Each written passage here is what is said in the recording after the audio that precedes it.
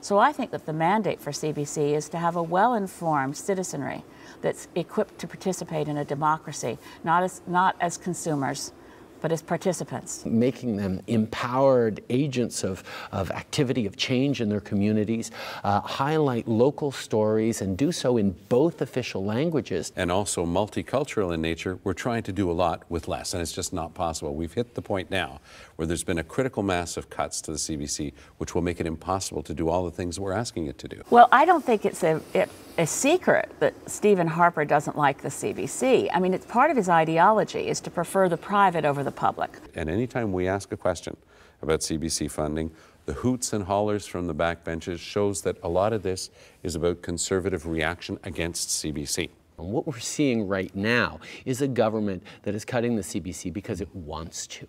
It likes doing this. It doesn't like the CBC. And all of us have to understand that this vital institution that helps us tell our own stories, to relay all the information about who we are and the future of this great country, depends on our ability to have a public broadcaster, and that future is in danger with the most recent cuts. One of the things that we have engaged ourselves as a party is if we form government, we will reverse those cuts. $115 million put back over a 3-year cycle and provide predictable funding, stable funding over several year period at a time so that there can be proper planning. That's also about good management, and it's something that's becoming increasingly difficult because CBC never knows from one year to the next how much is going to be there. Our position is that restoring what was cut isn't enough.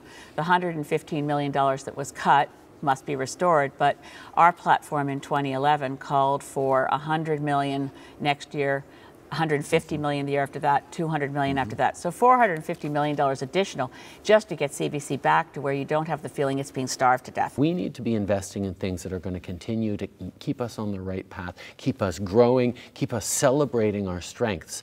And that means giving CBC the tools it needs to do its job. We need solid information. We need unbiased, impartial, independent sources of information that are immune from political pressure. The further we can remove the funding for an institution like the CBC from day-to-day political, angst or decisions, the better we'll be as a country. The strongest guarantee against political interference is a strong, willful, competent board of directors. If you put in a bunch of bagmen and party hacks from your political formation, and they're just there to attend meetings and do your will, they're not going to be able to stand up to anything, will they? That the board isn't speaking out against these cuts, that they're sort of accepting of it, well, it really reinforces that 9 out of 11 board members were Conservative Party donors, which for me is unacceptable. But we'd like to see a committee that's appointed that has real expertise in the cultural industry. So it would also appoint the board of Telefilm Canada, also appoint National Film Board, also appoint Canada Council of the Arts, and appoint the board of CBC. And I hear it everywhere. People are very worried about the future of the CBC.